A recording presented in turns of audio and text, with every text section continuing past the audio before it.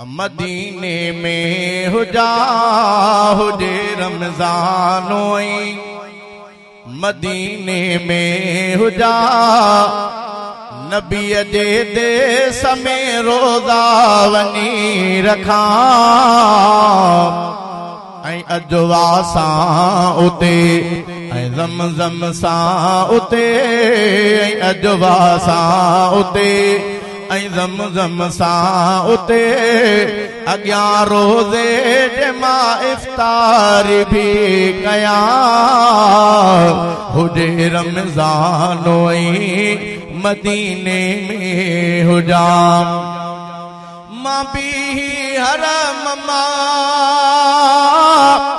विझां दीद चंड में ऐं रोज़न रखण जे लाइ रखां दीद चंड में मां भी हरम मां विझां दीद चंड में ऐं रोज़न रखण जे लाइ रखां दीद चंड में अखियूं ठारियां उते शुक्र सारियां उते अखियूं ठारियां उते शुक्र सारियां उते उते रमज़ान जो मां चंड भी ॾिसां हुजे रमज़ानोई मदीने में हुजा हुजे रमज़ानोई मदीने में हुजा नबी जे देस में रोज़ा वनी रखा ऐं अजवा सां उते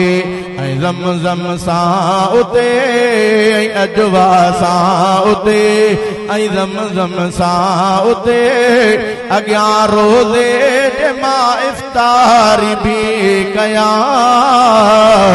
हुजे रमज़ानोई मदीने में हुजा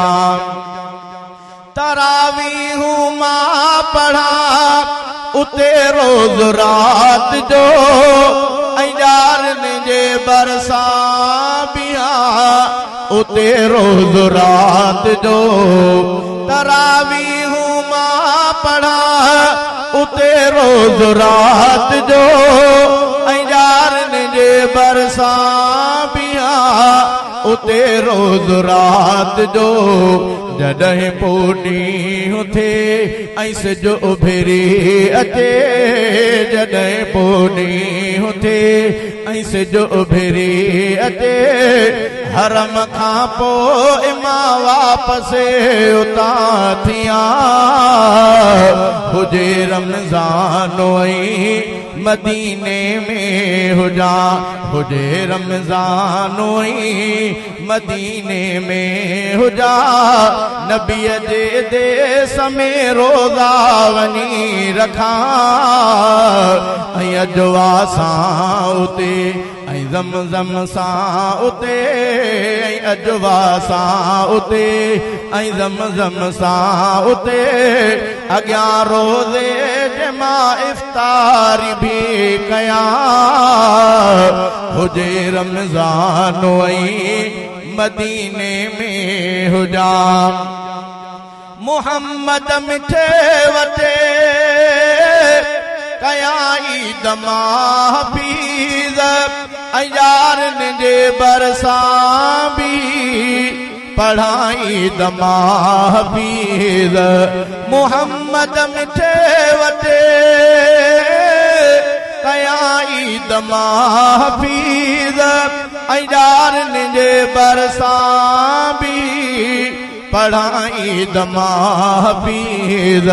सलामी आख़िरी भरण खां पोइ वरी सलामी आख़िरी भरण खां पोइ वरी कयां उमरो पाकिस्तान मां अचां हुजे रमज़ानोई मदीने में हुजा हुजे रमज़ानोई मदीने में हुजा नबी जे देस में रोज़ा वनी रखा ऐं अजवा सां उते ऐं ज़मज़म सां उते अजवा सां उते ऐं ज़मज़म सां उते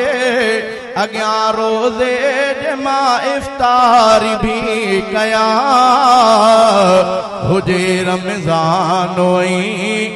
मदीने में हुजा।